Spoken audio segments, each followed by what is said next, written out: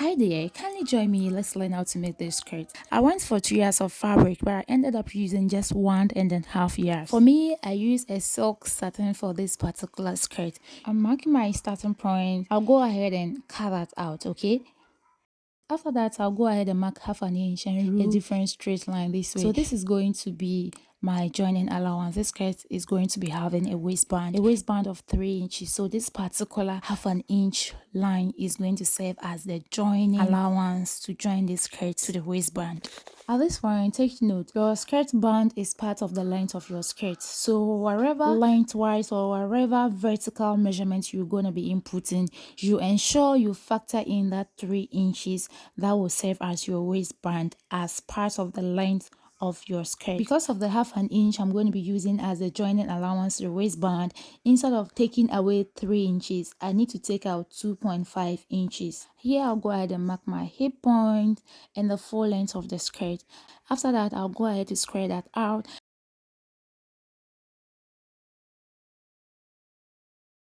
At my waistline, I'll mark quarter of my waist circumference plus 1 inch for sewing allowance. Over here at the hip line too, I'll mark my hip circumference divided by 4 plus half an inch for the ease and 1 inch for sewing allowance. Once that was done, with the help of my hip curve, I'll just go ahead and connect it as neat as you can see me doing.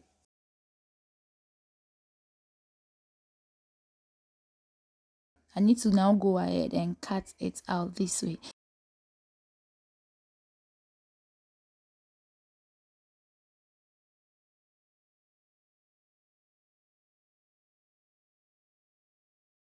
So this is for the front. Now let's go ahead and draft the back. I'll draw this line and also draw this particular second line. This is my zipper allowance, okay? The skirt is going to have a zipper at the back.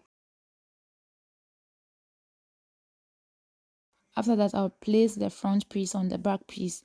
That way, just as you're seeing, apart from the zipper allowance, every other thing is the same. All I need to do now is to go ahead and cut out the same shape as shown right now. Hey guys, so this was our last week tutorial. In fact, this is one of the videos on the channel that is really doing well because it was very informative. It's beginner friendly, intermediate friendly, and professional friendly as well. You definitely need to go and check this video out. This is one of the most trending styles. You could rock with your jeans, you could rock with your palazzo pants, you could rock with your fitted skirt, you could rock with your gathered skirt. This particular corset bustier, I personally call it the multi-purpose bustier. Yes, so one interesting thing about this video was the fact that I wasn't wearing bra. I didn't add bra cap to this particular bustier.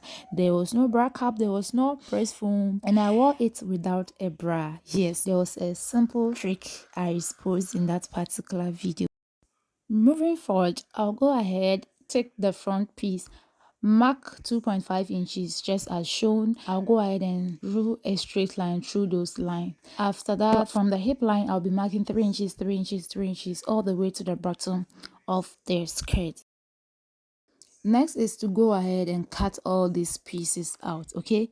Just cut them out as shown. Hey there, so if you're into anything DIY, anything tailoring, anything fashion designing, and anything sewing, then this is the best home for you. In this channel, we call it the home of fashion. We call it the heaven of fashion, okay? You definitely need to subscribe. In this channel, we eat, we breathe, we talk, we learn, we discuss, we expose, we even preach fashion designing in this channel. Definitely do well to subscribe to the channel. Once I was done with the cutting, I'll go ahead and label them from 1, 2, 3, 4 up to the last piece. So it's very essential to label them. So this is the fabric piece.